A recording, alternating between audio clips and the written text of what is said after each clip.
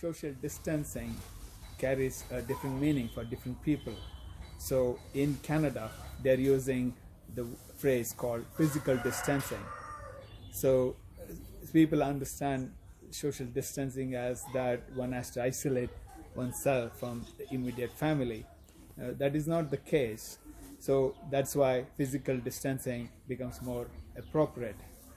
So in Canada, normally people have what they call personal bubble.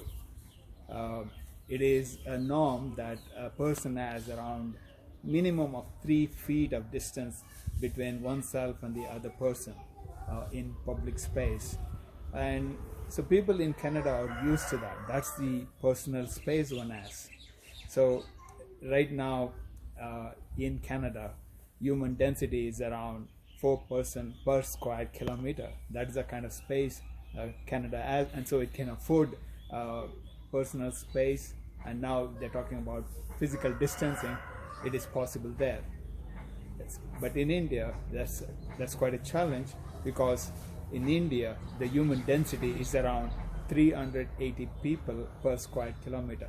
So you can imagine how dense we are living as a society.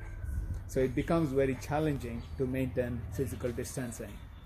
So no matter how government is trying to bring awareness, run campaigns, but it's becoming a lot of challenging situation to bring that into reality. I would like to talk about my personal experience. I live in a tiny village where it's densely populated. People in my neighborhood living in a cramped space. My neighbors, they're living in 800 square feet, around 5 to 6 people being jammed into it. And there are people who are living in 200 square feet, around 4 to 5 people.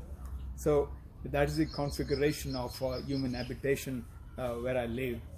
But I'm privileged because I got around 6,000 square feet of physical space. That becomes my physical bubble, my space. And it's totally secured using a brick wall and secured with a gate. And it's always that way 24/7. No one can enter in without me letting them in. And I got around 1,200 square feet of built up area, which is a 3-bedroom duplex house with veranda, portico, and the rest is the green space. So my physical space, which is 6,000 square feet, I'm living all by myself. So that's a privilege and a blessing. Not many people have that here. So in this physical space, I got a lot of life actually, because I got around 40 trees growing up. There are a lot of plants, shrubs, and I got wild birds, cats, rats, monkeys, dogs. They're all living there, butterflies, and I also have sparrows who have built a nest in my veranda, and so they live with me. There is a lot of life in my physical space, but just by myself. What a blessing that is. So now that I got my own personal bubble, the challenge is I had to interact with the world to meet my needs. So how I manage that is it's quite regulated, it's very controlled. My home is totally secured, and it is surveilled using video cameras.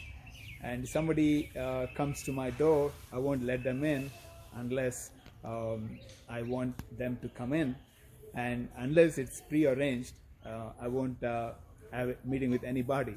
So that way I'm keeping distance with physical distance with people. Then comes to meet my needs, I need supply. So what I do is I step out, but in a very careful manner. I step out to fetch groceries, fresh produce, vegetables and fruits, etc. So what I do normally is step out during weekdays and regular hours. That is when there is not much of crowd on the road, and I shop in open space. So I ride my bike. I got a fuel efficient motorbike. So I ride around 6 to 10 kilometers from my village. I go into um, another village where it's a lot of open space, green space around. And what happens there is the farmers who grow vegetables and fruit sell them under a tree. So these are locally produced, locally sourced, and that's what I buy. And when I go into that open space under a tree, absolutely nobody will be around. And so I got a lot of space, open area. The chances of me being infected because of a splash by another person is minimized. On the way, if I see any grocery store, no customer there, then I go step in there. I don't even go inside the stores. I stay very far and get my stuff. Then I ride back home. And when I come home, I put away those stuff in a secluded area for a day or so, because if there is a chance of virus sitting on these products, it will naturally die out if I allow certain time. So usually it is 24 hours, and next day I will fetch it. Sometimes if I need it sooner, if I need vegetable and fruit sooner, I'll sterilize using hot water. And so that way I'm taking precaution how I step out and how I conduct consciously and come back, and again I lock up. And this is what is happening for a while right now. Having taken care of my physical spacing, physical distancing aspect, when it comes to my socializing, social aspect, I do not distance. In fact, I enhance my social network. So, but that is virtual. That's the nicest part of physical distancing and social closeness, which is possible because of virtual capability. And I am using it to optimum extent to support whatever interests I got. I got a bunch of friends and were in constant interaction with me. So that way I am interacting with the world. I'm not isolated or lonely at all. Another strategy how I'm managing myself is minimize my needs. So I've done a lot of lifestyle changes where my needs have become very basic. So in Western countries, it's called a minimalist. I'm a minimalist. I live a very basic life. I become a vegetarian, so I do not eat meat. I do not consume alcohol. I do not smoke a cigarette, no nicotine, no drugs. I do not indulge into sweets, nothing else. So fundamentally living with the whole foods that are grown and sourced locally. So I'm supporting local farmers and enhancing local economy. So because of simplicity, my physical health is well managed. Because of that, I have a stable mental and spiritual health as well as emotional health. So that's what I've been doing so far, and it's working fantastic. So whatever minimum needs I have, then I step out or I order it online, which is again very minimum. I depend on Amazon. If there is no lockdown, they do supply to my doorstep. So I meet my needs. So if my needs are very basic and locally sourced, then it's manageable. Then physical distancing it will not become a concern. And what I do for social connectivity is, even though I'm in a village here in Bangalore, I'm connected globally.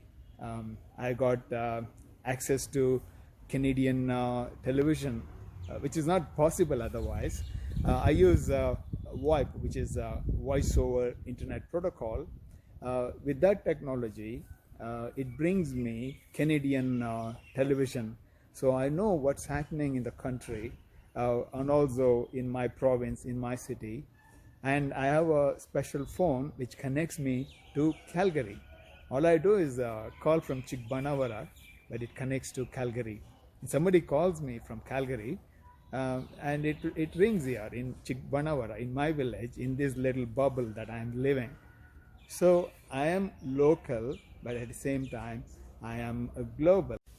Physical distancing is nothing new in India. In fact, people from medieval times in India, they've been practicing physical distancing all the time. Those days, because of lesser population and larger land mass, it was able for people to practice physical distancing. In our civilization, uh, we practice something called runanubandha, which means that we try to minimize physical touching, physical contact with another person, with things, with object. So that is a reason why we greet people with folded hands as namaste. And there are many transactions in our culture where we keep contact to minimum. Uh, till this day, there are practices in village where if somebody needs a salt and they come and ask me salt, I wouldn't give a salt directly to that person, but I would set it aside and the person picks it up. And similarly, I do not give a soil to another person in my hand, but I keep it aside and the person picks it up. The reason being is that the body has a memory, that each cell in our body has a memory and intelligence, and it always recognizes that transaction and it memorizes. So with the increase in population growth in India and lack of space, this whole idea of runanubandha is getting lost. With modern education, westernization, we are now touching and feeling a lot. Handshake, hugging, kissing, and to an extent even young people are talking about PDA. Now we are talking about physical distancing. Looks like we got to relearn from our ancient practices. We use the word runanubandha when we are looking for a matrimonial alliance. That's where the impact of runanubandha is higher, when two people come together to become part of each other's life. Of course, there is a runanubandha, and people are around to a certain extent, but it is always a goal in India that to keep that runanubandha to minimum extent, just not to pick up memories of another person. Isolation or connectedness shouldn't be a thing of a choice to be made. In fact, a person got to regulate between these two extremities, because every person needs connectivity, at the same time need alone time to refresh, reorganize, and to renew oneself.